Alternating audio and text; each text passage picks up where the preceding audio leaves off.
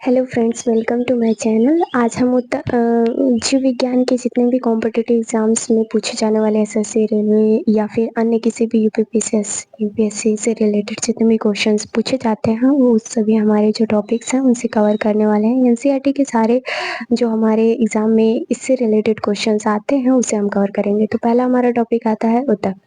तो पहला हमारा ऊतक है तो पेशी ऊतक और तंत्रिका ऊतक, संयोजी ऊतक और उपकला ऊतक। अगर हम बात करें तो पेशी ऊतक को मसल्स कहते हैं, तंत्रिका ऊतक को न्यूरॉन कहते हैं, संयोजी ऊतक को कनेक्टिव कहते हैं और उपकला ऊतक को एडिपोज टिश्यूज कहते हैं। अगर हम बात करें पेशी ऊतक मसल्स में तो रेखीय, अरेखीय और हृदय। तंत्रिका ऊतक न्यूरॉन मस्तिष्क में, संयोजी ऊतक कनेक्टिव टिश्यूज यानी ब्लड, लिम्फ, बोन, कार्टिलेज। उपकला ऊतक वसा, कुबाड़, पेट, झुर्री, ये सभी हमारे उपकला ऊतक के अंतर्गत आते हैं। तो हम बात करते हैं सेल। तो सेल फ्रेंड, आपको पता है कि सेल हमारे जो होते हैं वो हमारा एक पहला यानी द सेल हमारे जीवन का जो होता है वो एक इकाई होता है। तो जैसे अगर हम बात करें सेल क्या है, तो सेल हमारे जीवन का एक भौतिक संरचनात्मक इकाई है। और फीमेल ओवम जो होता है वो सेल का बना होता है। मेल स्पर्म जो होता है वो गैमेट्स का होता है। तो ये सभी जो है वो है आपके सेल। तो फिर उसके बाद क्या होता है, फर्टिलाइजेशन होता है, फिर जाइगोट होता है, फिर एम्ब्रियो का फॉर्मेशन होता है। तो सजीव के शरीर की क्रियात्मक मूलभूत इकाई कौन सी है, तो वह है सेल यानी कोशिका। कोशिका की खोज सर्वप्रथम रॉबर्ट हुक ने 1665 में की थी और इसके सिद्धांत स्वान और स्लाइडन ने दिया था। स्वान जो थे वो एक जूलॉजिस्ट थे और उन्होंने 1838 और 1839 के दौरान इन दोनों ने सिद्धांत अपने दिए थे। जीवित कोशिका की खोज 1674 में लेवेनहॉक ने किया था। नेक्स्ट हम देखते हैं prokaryotic primate non development and eukaryotic new development. यानी जो प्रोकैरियोटिक होते हैं वो ये प्रिमिटिव सेल्स ये एनिमल्स होते हैं, बिकॉज ये एक पुराने जीव होते हैं। और यूकैरियोटिक जो होता है वो न्यू सेल यानी ट्रू सेल का फॉर्मेशन करता है। चूंकि आप देख सकते हैं यहाँ पे 2 सेल हैं, एक सेल है प्लांट सेल और एक सेल है एनिमल सेल। तो plant cell and animal cell में जो विभिन्न प्रकार की ऑर्गेनेल्स पाई जाती हैं उनके बारे में हम डिस्कस करने वाले हैं। तो पहला ऑर्गेनेल्स है हमारा लाइसोसोम। लाइसोसोम की बात करें तो पाचन की थैली यानी कि लाइसोसोम को पाचन की थैली या फिर जल अपघटनीय पाचन एंजाइम और आत्महत्या की थैली भी बोला जाता है, जो एंजाइम बाहर निकलने पर खुद ही को नष्ट कर लेना। एटम बम भी कहते हैं इसको, पुरानी आरबीसी को नष्ट कर देता है। कैंसर का कारण भी लाइसोसोम ही होता है। बात करें लवक, plastid. Plastid only found in plant यानी प्लास्टिड किस में पाया जाता है, सिर्फ पौधों में पाया जाता है। इसका सर्वप्रथम प्रयोग हैकेल ने किया था। हरित लवक क्लोरोप्लास्ट, रसोई घर यानी प्लास्टिड के अंदर पाए जाते हैं। पौधों में भोजन का निर्माण होता है। वर्णिक लवक यानी क्लोरोप्लास्ट पौधों में विभिन्न रंग का कारण बनता है। आणविक लवक यानी ल्यूकोप्लास्ट, जहाँ प्रकाश नहीं पहुंचता वहां रंग नहीं होता, जैसे पेड़ की जड़ें। बात करते हैं गाल्जी काय यानी गोल्जी बॉडी। इसकी सर्वप्रथम खोज कैमिलो गोल्जी ने किया था और ट्रैफिक पुलिस के नाम से इसको जाना जाता है। गोल्जी काय को कोशिका में परिवहन का नियंत्रण करता है, कोशिका सचिव भी कहते हैं, और कोशिकीय अंगों को व्यवस्थित करता है। केंद्रक की बात करें तो कोशिका का सबसे महत्वपूर्ण भाग केंद्रक होता है, क्योंकि ये हमारे सेल का सेंटर वाला पार्ट होता है। कोशिका का मालिक यानी मस्तिष्क कहते हैं, क्योंकि यहाँ केंद्रक के अंदर प्रोटीन, फॉस्फोलिपिड्स पाया जाता है। साथ ही साथ अगर हम केंद्रक की बात करें तो अलग अलग डिफरेंट पार्ट पाए जाते हैं, जैसे न्यूक्लियोप्लाज्म, न्यूक्लियोप्लास्ट है, सो अदर उसमें जेनेटिक्स चीजें भी पाई जाती है। हिस्टोन प्रोटीन भी इसके अंदर पाया जाता है। इसके कार्य होते हैं कोशिका का विभाजन करना, कोशिका में होने वाली सभी कार्यों का नियंत्रण एवं संचालन करना। कोशिका द्रव्य यानी साइटोप्लाज्म और केंद्रक द्रव्य न्यूक्लियोप्लाज्म, प्रोटोप्लाज्म। अगर हम प्रोटोप्लाज्म की बात करें तो वो भी एक जीव कोशिका का जीवन का इकाई है। मनुष्य के किन कोशिकाओं में केंद्रक का अभाव होता है, तो त्वचा की बाहरी परत तथा आंख की लेंस की कोशिकाओं में अभाव होता है। कोशिका का नियंत्रण कक्ष केंद्रक होता है। केंद्रक में डीएनए का अंश होता है 10.0%। कोशिका विभाजन के समय क्रोमेटिन धागे किनमें विभाजित परिवर्तित हो जाते हैं तो गुणसूत्र में यानी क्रोमोसोम में। न्यूक्लिक अम्ल की खोज किसने की थी तो फ्रेडरिक मिशर ने। न्यूक्लियोटाइड्स किन से निर्मित होता है तो पेंटोज शुगर, नाइट्रोजन बेस और फॉस्फोरिक अम्ल के। डीएनए यानी डीएनए का फुल फॉर्म डीऑक्सीराइबोन्यूक्लिक एसिड है। यह प्रमुख आनुवंशिक पदार्थ है। हमारे शरीर में होने वाली सभी आनुवंशिक क्रियाओं का संचालन निर्धारण डीएनए करता है, इसलिए इसे आनुवंशिकता की इकाई कहते हैं। डीएनए का कार्य होता है पैतृकता सिद्ध करना और आपराधिक मामले सुलझाना, यानी कि एक पीढ़ी से दूसरी पीढ़ी में जो हमें आनुवंशिक लक्षण प्राप्त होते हैं वो हमारा क्या होता है, डीएनए ही होता है, जिसे हम जेनेटिक्स कहते हैं।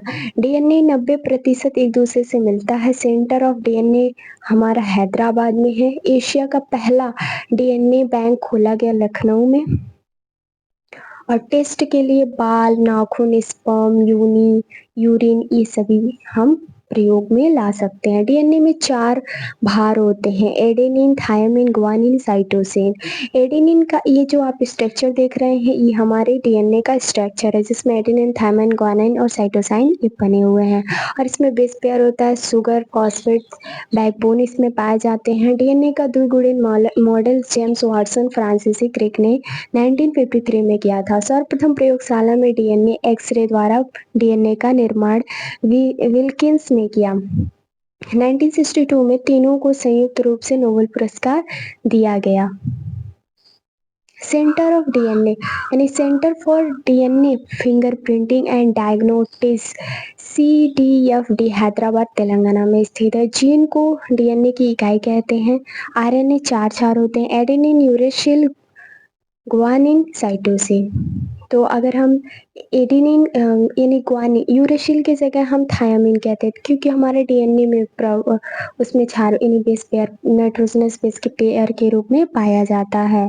लेकिन अगर हम आरएनए की बात करें तो यूरेसिल पाया जाता है थायमिन की जगह।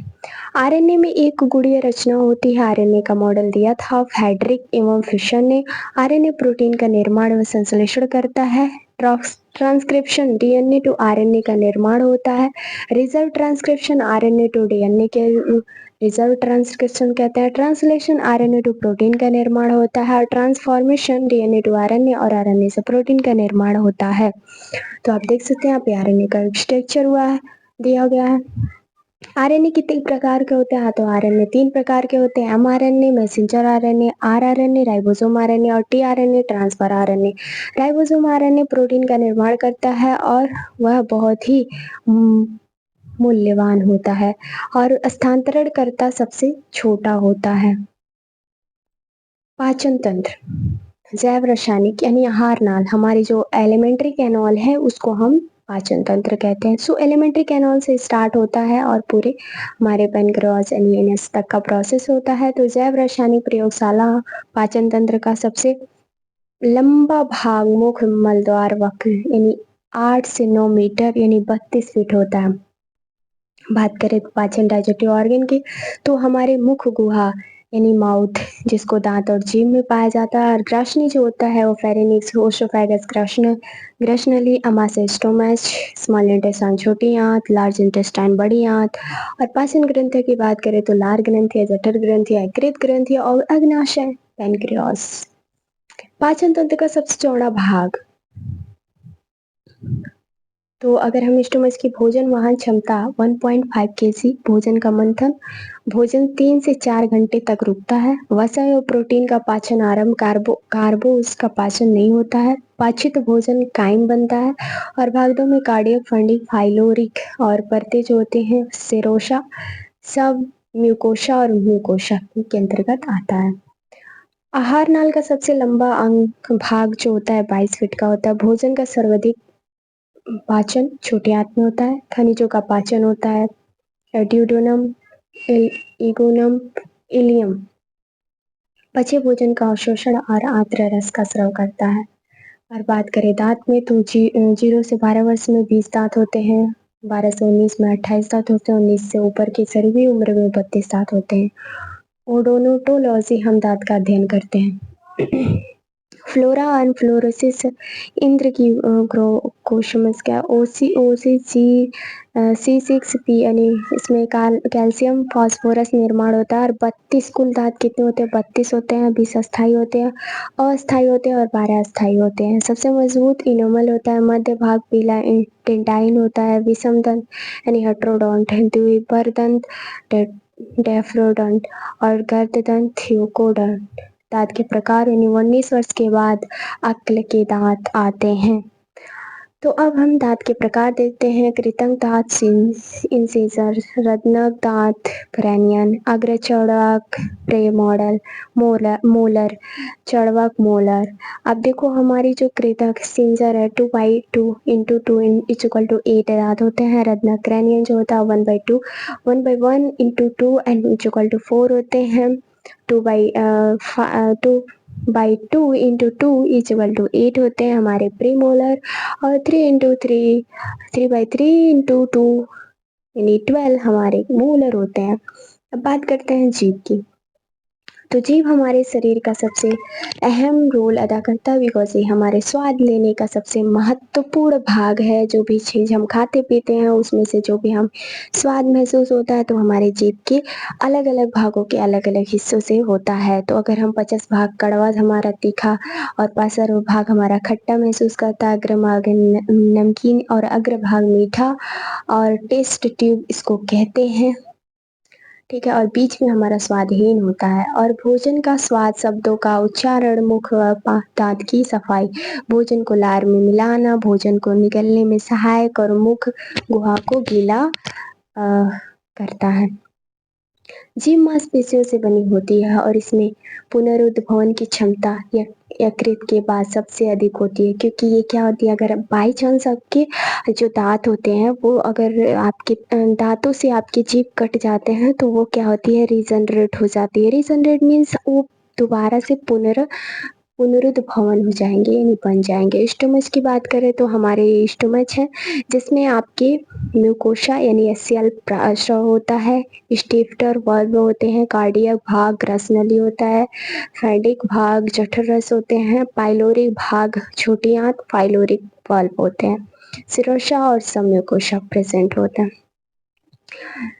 म्यूसिन एंजाइम म्यूकोशा से स्रवित होता है जो अमाशय को एचसीएल से बचाता है।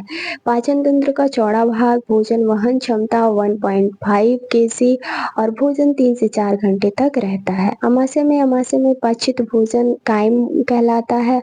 और वसा प्रोटीन पाचन में शुरुआत होता है। अगर हम बात करें कार्डियक भाग का तो ग्रासनली, फार्डिक भाग और जठर रस का निर्माण 2.5 से 3 करोड़ होता है। और फाइलोरिक भाग छोटी आंत में अमाशय के अंदर भोजन का मंथन होता रहता है। अगर हम बात करें तो छोटी आंत यानी कोलन, जल का अवशोषण बड़ी आंत के अंदर होती है। तो अगर जल का ठोस भाग अलग यू उल्टा आकार होना है तो मल में गंध, इंडोल की साल, इंटेरॉल रसायन के कारण होता है। पीला रंग बीच से पित्तरस के कारण होता है। रेक्टम मल इकट्ठा रहता है रेक्टम में। पाचन ग्रंथि, लार ग्रंथि, सिलेवरी ग्लैंड जिसको कहते हैं, मैंडिबुला हड्डी, अधोहनी यानी सब मैंडिबुल चमड़े के नीचे वाला हिस्सा, पैरोटिड हड्डी से कड़ पूरा पैरोटिड कान के नीचे की हड्डी यानी मार्वल हड्डी, उपाजीवा सब जीभ के नीचे वाला पार्ट। पाचन ग्रंथि यानी लार ग्रंथियां, अगर हम बात करें सैलिवा में 99% जल होता है। पीएच होता है लार की, पीएच होता है 6.8।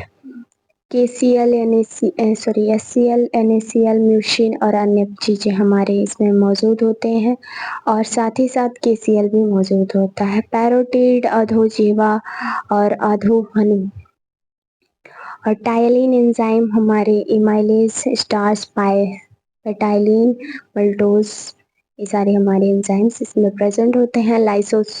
लाइसोजाइम भोजन के जीवाणु को निष्क्रिय कर देता है, कार्य होता है भोजन को गीला करना, मुख को गीला करना और एंटीसेप्टिक जल संतुलित करना। लीवर की बात करें तो सबसे बड़ी ग्रंथि 1.52 kg होता है। हेपेटाइटिक सेल्स एंड कफर सेल्स इसमें प्रेजेंट होते हैं। पैथोलॉजी में हम लिवर की स्टडी करते हैं और उसका उपनाम यकृत, जिगर, कलेजा।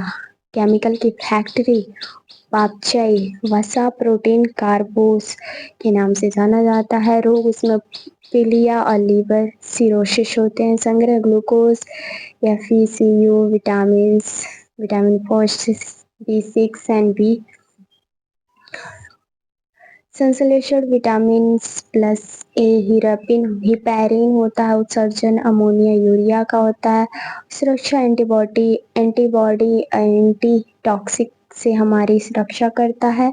निर्माण thromboplastin, प्रोथ्राम्बिन, plasma RBC, Patras.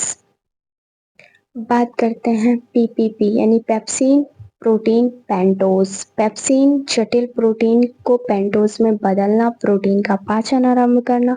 Rennin 8 वर्ष तक के बच्चे के दूध का पाचन है। दूध protein casein plus rennin para casein यानी दही। HCl रेनिन की क्रिया को तेज करता है। लाइपेज वसा का पाचन करता है। वसा प्लस लाइपेज पॉलीग्लाइसल यानी कंप्लीट फॉर्म जटिल ऑक्सीटिक। अमाशय की पार्श्विक कोशिका से HCl का स्रवण होता है। गैस्ट्रिक नमक पदार्थ का स्रव अमाशय जी से होता है। न्यूट्रोएंडोक्राइन सेल से पित्त रस में कोई एंजाइम नहीं पाया जाता है। अमाशय फंडिक भाग, जठर रस ग्रंथियां, गैस्ट्रिक ग्लैंड। जठर रस की बात करें तो 97.5 हमारे शरीर में मौजूद होता है। इसका pH 0.9 से 1.5 तक होता है। पेप्सिन, रेनिन, लाइपेज हमारे जठर रस में मौजूद होते हैं। अम्ल HCl, पेप्सिन, रेनिन यानी अरेल से हम याद कर सकते हैं इसमें। और HCl हाइड्रोक्लोरिक अम्ल होता है। इसका pH 0.9 1.5 तक होता है। भोजन को अम्लीय बनाता है। भोजन को गलाना, भोजन को सड़ने से बचाना। निष्क्रिय पेप्सिनोजन से सक्रिय करना। पेप्सिन में जीवाणु और विषैले पदार्थों का नाश करना। हड्डियों को गलाना। यकृत, जिगर, कलेजा।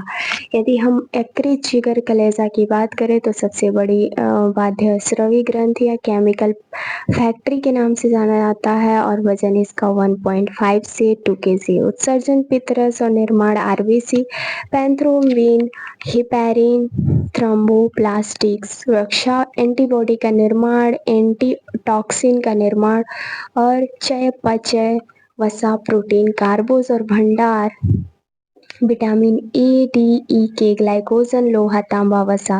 रक्त प्लीहा में रक्त संचय, ब्लड बैंक, आरबीसी का कब्र। बाइल जूस pH 7.8 से 8.3। कार्य वसा का पायशीकरण, वसा को अम्ल में घुलने योग्य बनाती है। और पित्त रस संचय, पित्ताशय रोग जो होता है पीलिया, कमला, जस्टिस और साथ ही साथ अधिकता बिलिरुबिन पीला होता है। बिलवार्डिन मल को रंग प्रदान करता है और मल को गंध, एंडोज और स्कैटोल नामक अमीनो अम्ल से उसमें अलग अलग गंध प्रोवाइड करता है। यकृत, जिगर, कलेजा सबसे बड़ी ग्रंथि होती है। सेम वही चीजें दोहरा दी गई हैं फ्रेंड्स। तो हम नेक्स्ट वीडियो में देखते हैं। लीवर में फुफ्फुस कोशिकाएं लक्षण कोशिकाएं पाई जाती हैं और जो जीवाणुओं का भक्षण करती है, भक्षण कोशिकाएं इसको कहते हैं। अग्नाशय जो पेनक्रियास है, मिश्रित ग्रंथि दूसरी सबसे बड़ी ग्रंथि। अग्नाशय रस पूर्व पाचन रस कहलाता है। इसका pH मान 8.3 8.5 तक होता है। अगर हम पेनक्रियास की बात करें तो पेनक्रियास में ट्राइप्सिन प्रोटीन का पूर्ण पाचन होता है। माइलेज कार्बोज का पूर्ण पाचन होता है। लाइपेज वसा का पाचन होता है। कुछ एंजाइम आंतरस में निकलता है। जठर रस में गैस्ट्रिक नामक पदार्थ उत्तेजित उठ करता है। अग्नाशयी रस को पेंट्रियोजाइमिन या सिकिटी नामक पदार्थ उत्तेजित करते हैं। हेपेटोकाइनिन और टिस्ट्रोकाइनिन नामक पदार्थ यकृत से निकलने वाले हैं। श्वसन की बात करें तो रिस्पायरेटरी सिस्टम, तो हम नेक्स्ट वीडियो में रिस्पायरेटरी सिस्टम देखेंगे फ्रेंड। अभी वीडियो लंबा हो जाएगा तो आप लोगों को भी बोरिंग लगेगा, देन हम नेक्स्ट वीडियो में रिस्पायरेटरी सिस्टम देखते हैं। Thank you for watching my videos, thank you.